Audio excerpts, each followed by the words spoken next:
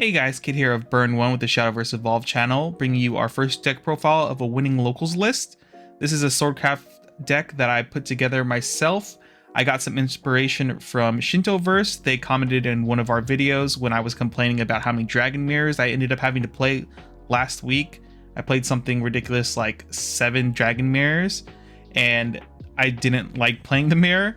So they gave the suggestion of trying out Sword with some anti-dragon tech in it. And since I was tired of seeing the mirror, I was like, all right, I'll go ahead and give this a shot. I already knew Sword was pretty decent, but I've never actually played it into the dragon matchup that often. So I wanted to see how this was going to play out. And to my surprise, it did very, very well. I went 4-0 at Unrated Games in Cerritos. I had a 21-person local, played 2 dragon crafts, and also an Abyss craft, as well as a Haven craft player. All right, let's get into the deck itself. First thing we're going to look at here is the cost curve. We play a significantly more 1, 2, and 3 drops in this list because we're looking to put pressure on the board early to force our opponent to be on the defense immediately, and they're going to get stuck into the control plan until they can figure out a way to stabilize. But hopefully by then, we've either pushed them enough that they don't have resources, or we just close out the game because of how much pressure we have on the board. All right, we'll take a look here at the main deck. First thing, like every Swordcraft list ever, we play 2 of Maid Leader here. This is one of our toolbox cards to help us find followers that evolve into other things, because a lot of our evolves in this list are very powerful, as you will see. We play a 3 of the Ninja Trainee. This is our vanilla 2/2 1-drop, very good stat line for a 1-drop. Can't complain. 3 of the Quick Blader, a very cheap storm follower that lets us either be cheeky or start pressure early on, pinging them for 1 the first few turns of the game. A lot of good combos in the list here to utilize that Quick Blader is a 1-drop. 3 of Fevered Soldier. It's a very strong 2-drop that your opponent has to respect. If they do not respect this card, it can cause them to lose big chunks of damage very quickly, due to the fact that every time you play another follower, this gains +1 damage. So if they let it live for a turn and you play other things, this can immediately go up to like 5, 6, 7 damage even if you evo it, depending on how many followers you follow up after playing this card, if they do not respect it and use some kind of removal immediately for this. Next, we play a 3 of the 2/3/3 Latham Vanguard Captain. So what's really good about this card, even though it's just a vanilla, is that it has 3 health. The fact that it has 3 health means it's out of range for a lot of like things such as Angelic Snipe, or I think it's called Dragon Breath, the 1-drop deal 2 damage spell that Dragon plays until they get to ramp to 7.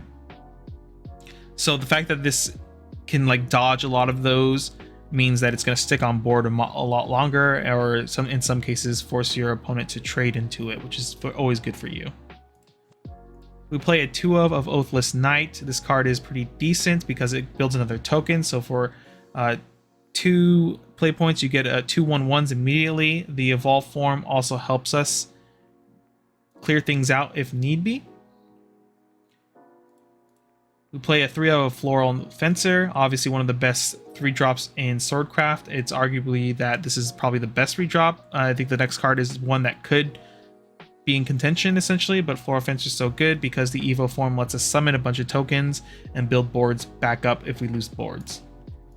Next, we have Gemstaff Commander. Gemstaff Commander is another one of our pieces that lets us tutor things we need, since most of our deck is just Swordcraft followers. We can search for anything, so that's why it lets us have lore accounts of Otohime and 1-ofs and things like that, because depending on the matchup, we know what to search out to like help us win those matchups a lot easier.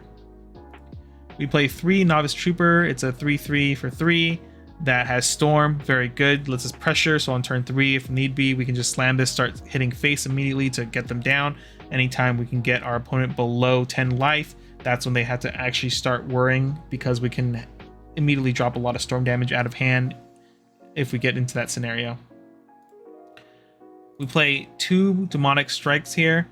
This card is essentially our 4th and 5th Novice Trooper of the deck, but what's nice about this card is that if need be, we can move it and remove things on board that need to deal 3 damage to. So it works as removal as well as more face damage if needed.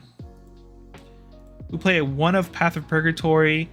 A lot of games we want gas at some point, so this is a very good, easy way to get extra cards. Drawing 3 for 3 is always very good, even though you take 3 damage to yourself. It also works as a board wipe essentially. So if you play this early on, sometimes your opponent messes up and puts you below 7 health, which lets you pop their board in response, because 6 damage is actually a lot. You can do things like hit Lucifer or something once or twice, and then puts them below range for this to pop off. It's very good. I've had matches where this cleared the board, which let me go in for game immediately afterwards, because my opponent made the mistake of letting me get in range to have this go off. We play 2 of Otohime. We don't have to play 3 because we have ways to search it out. Otohime being a very powerful 4-drop that once you evolve it on like turn 5 or 6, you build a lot of tokens that either protect you or protect some of your other followers on board if you need to like hold back a little bit. Just a very good like swarm card essentially, due to the Evo being very powerful. We play a 1 of Erd. Erd, in my opinion, is one of the best like creature removals essentially that's on a body, is the best way for me to describe it. I played this a lot in Dragon, so I kind of want to also play it in Sword. I was originally going to play 2, but then I quickly realized that Maid Leader can search it out, because it only searches the Evo form of Maid Leader, lets us search out followers with Evolve, so we can search out Erd. So it being a 1 of is not too much punishing. It's also very good into the Dragon matchup. I play 2 of Royal Banner. A lot of lists will play 3. I personally don't like more than 2 in my list, because if you draw more than 1 Royal Banner, it just feels horrible. So it being cut down to 2 feels good. A lot of times you're not always slamming this on 4 too, because most people will like try to remove your board before you slam Royal Banner down. So a lot of times you end up playing this more on turn 5, 6, or 7 after you build up a board that doesn't get wiped out.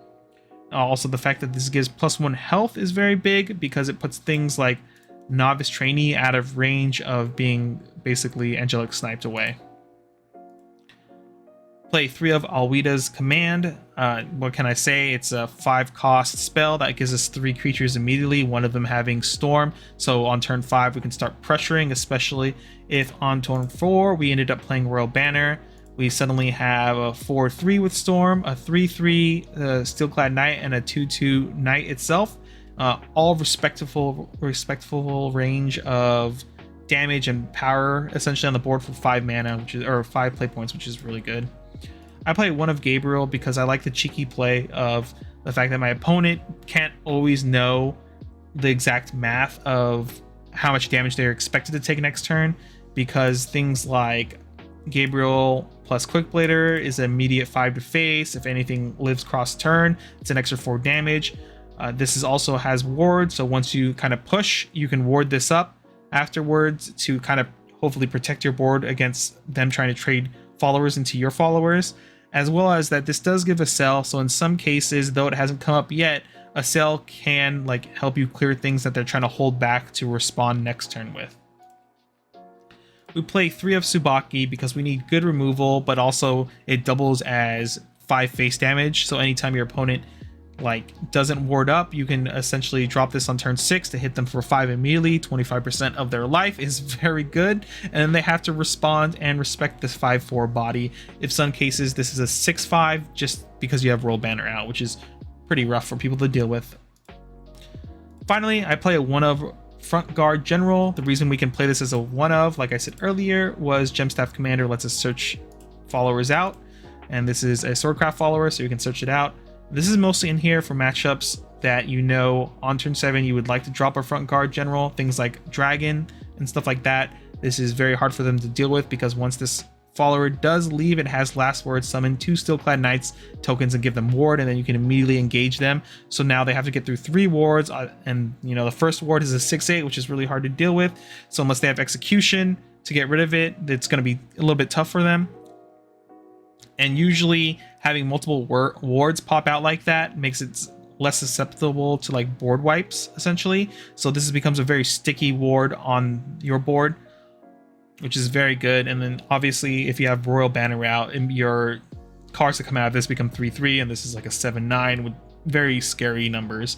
And the fact that we run it as a one of is just, we don't want to really see it that often, but anytime we know it's going to be very good in the matchup, we always have Gym Staff Commander to search it out for us, so to give us that advantage. Finally, the Evo deck itself, we play 2 of Made Leader, we play 2/2 split of this, search out things like Erd. I said earlier, a lot of times you're going to be searching out Flora Fencer or even Otohime. In some cases too, you might even pick up things like Fevered Knight or Oathless Knight if it works for you in that case. But the big line here is that it can be Made Leader can search out our 1 of Erd, which is very powerful. Next, we play a 1 of Favored Soldier. The reason we play it as a 1 of is 2 reasons. One, it either gets crazy big, we evo it and swing in for big damage, or we can use this as a response to a board we want to get rid of. So for example, if we play Favored Soldier and then play a couple followers like Quickbladers and Ninjas afterwards to pump it up, we can evo it immediately, and like playing 2 followers after playing this makes it a 6 damage immediately, so we can clear bigger wards along with like other followers to like remove big creatures. It's been pretty good so far, and the fact that your opponent has to respect this card and remove it as soon as possible because it can get out of control because you can build so many tokens to give this extra damage. It's a card people have to respect, which is insane. Played the 1 of Evo of the Oathless Knight, mostly for the sale and the fact that sometimes people leave a 1/1 not realizing the Evo form is a 3/1, so you get extra damage that way. But I mean, as the game grows, people are just going to automatically know that, you know, this should be a 3/1. But it's mostly there for the sale. In some situations, we can play Oathless Knight, Evo it, get rid of something like Zenitra that our opponent was holding back because they played it on turn 3 or 4 to be able to summon the dragon next turn. Doing things like that is very powerful, and like it disrupts your opponent a lot. We play a 3 of Flora Fencer. A lot of lists only play 2. I went with the 3 because a lot of games against like Dragon and games that kind of go longer than you anticipate, having a 3rd Evo of Flora Fencer has paid off a lot more than having like a 1 of the Quickblader. There have been some scenarios where having a 1 of Quickblader instead of a 3rd Flora Fencer might have ended the game 1 turn sooner. I've been kind of keeping track of that so far. I'm going to keep playing and testing, figure out if it's worth cutting something in my Evo list to have the 1 of Flora Fencer, or not Flora Fencer, the 1 of Quickblader. But right now, the 3 of Flora Fencer just feels better for games that kind of go long. It lets you rebuild board very easily with 1 card very often. Play a 2/2 split of Otohime here, so we have 2 of the Evo. Card is very good. What can I say? The fact that when you evo it, you get 3 bodyguards, and if your board is too full, which happens a lot of times, the extra Otohime's bodyguards go into your EX zone, which you can play out later for extra wards later in the game when your opponent is like constantly destroying your board. The 1 of Erd Evo, so when you play Erd and you bounce something on your opponent's board that you don't want to see again, and you need to get rid of it completely, you can then evo the Erd to banish that character, or that follower that is. So something like if your opponent plays Fafnir in response to your board destroying everything, you can respond Erd, evo, and see it, banish it away so you don't have to deal with it again. It's a very good tempo play. A lot of times too, just playing the Erd by itself is a strong tempo play, because in some matchups, just, you know, telling your opponent like no, you lose a turn because you wasted a turn basically playing nothing, and then if you want to play it again, you have to spend an entire turn playing that same follower again. Yeah, it's very powerful. So even Erd alone is very strong. So the fact that we have this 1 of Evo is very strong too in the Dragon matchup as well. If they're playing, I think it's Dragon Cavalier, I forget the card, it's the 5/5 that pulls from the top of the deck. If they pull something good, you can respond with Erd, Evo, and remove that really good card while bouncing something off the board itself. So you can get really huge tempo swings like that. But yeah, this is the list I used. One thing to note is we do play 41 out of 50 cards, or 41 out of 40 essentially. A lot of people prefer having the exact 40 for consistency, but the fact that this list, or Swordcraft in general, my list has 5 tutor cards that can find things in one ofs, especially Gem Staff Commander. I think Gem Staff Commander is one of the strongest Swordcraft followers just because of the ability that if you're familiar with the matchup, you know to grab things off of it like Front Guard General, Tsubaki, Otohime. You can just find anything you need, or even another copy of Flora Fencer. All very, very good Swordcraft followers that you can search off of Gem Staff Commander, essentially making Gem Staff Commander an extra copy of all your Swordcraft followers in your deck. so you can tutor things out that you need that's going to be powerful in the matchup, or you might need in the following turn, which is really good. One thing to keep in mind with this list is that you got to be very conscious of when you're pivoting from the aggressive game plan early on into the more mid-range game plan of you're just going to now try to value them out until you have an opening to like drop a Tsubaki to go for game, something like that.